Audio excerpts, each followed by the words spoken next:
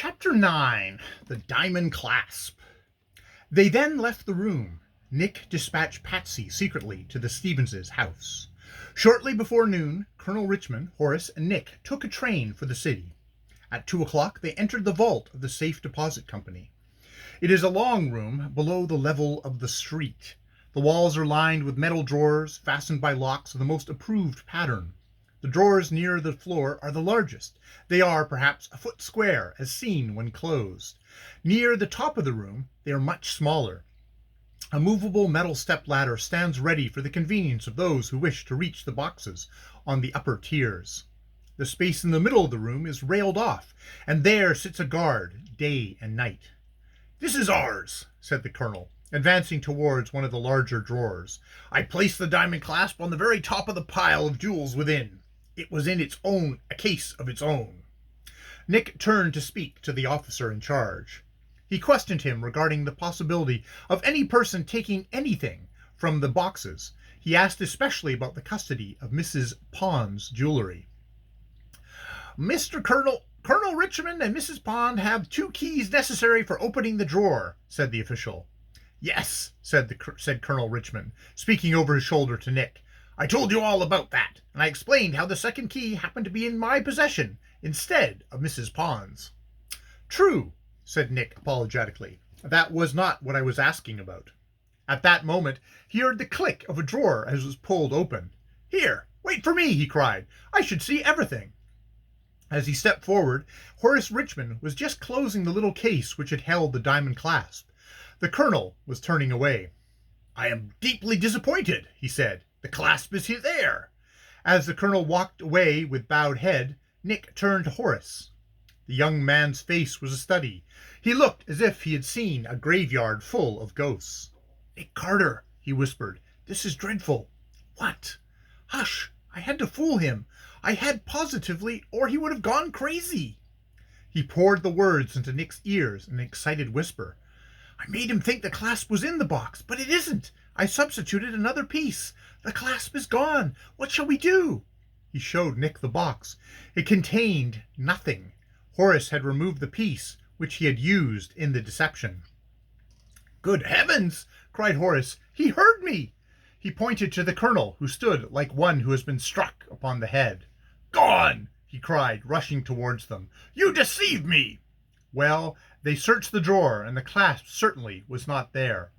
Horace explained how he had deceived the colonel by quickly putting another piece of jewelry into the little case when he found it empty. "I am clever at sleight of hand," he said, "or I should never have worked it. I just flashed it before your eyes, uncle, and made you think that you saw the clasp. Forgive me. I thought it was the best." "I will forgive you, Horace," said Colonel Richmond gently. But now you must believe, and you too, Mr. Carter. Here is proof positive." They locked the drawer and left the vault. In the antechamber, Nick turned to Horace. "I suppose you'll want to knock my head off when I tell you now what I propose to do," said the detective, "but I think it ought to be done." "What is it?" asked Horace. "I think you ought to be searched." "Exactly my own idea," said Horace. It is only fair to you. Proceed." Nick searched him. The diamond clasp was not found. Horace certainly did not have it. "I hope you're satisfied," he said to Nick. "You know perfectly well that I have no opportunity to dispose of it. There wasn't much chance in the vault." Nick laughed. "I should say not," he replied. "I'm afraid we shall have to fall back upon the theory of the colonel." "No theory," he cried, "but the living truth, and now proven before you both. But let me ask, Mr. Carter, why you suspect my nephew of taking the clasp?" "I didn't," replied Nick promptly. "I searched him in order to remove every possibility." "Surely he would have no motive for such an action." "None that I can see," said Nick with perfect sincerity. They proceeded at once to Mrs. Stevens's house. It was about 7 o'clock when they arrived. They drove up from the station, and on the way picked up Patsy. During the remainder of the drive, he was busy communicating with Nick in their sign language. "Mrs. Stevens is in her room," said Patsy. "She has had a doctor with her almost all the time. He refuses to say anything. I believe, upon my soul, that I shot her last night." And O'Neill, the servant, answered the bell. She ushered them into the parlor and said that Mrs. Stevens was in the room of her daughter, who was quite ill. Annie went upstairs to summon her mistress. A minute later, the party below heard a scream. Then Mrs. Stevens appeared. She was very pale. In her hand she held a small object wrapped in paper. "I've just found this upon my daughter's pillow," she said. "I have not removed the paper, but I know instantly what is within. It is another jewel." "I am equally sure of it," cried the colonel. "Open the package, Mrs. Stevens." "My hand trembles so," the lady began. "Don't open it now," said Nick. "Wait a moment. I have a suggestion to make, and, at any rate, we'll all know what is within. Colonel Richmond, I suppose it is useless to plead with you further?" "Quite useless," said the colonel. "Milly shall have all the jewels. I am determined to buy them of my daughter and make the transfer at once."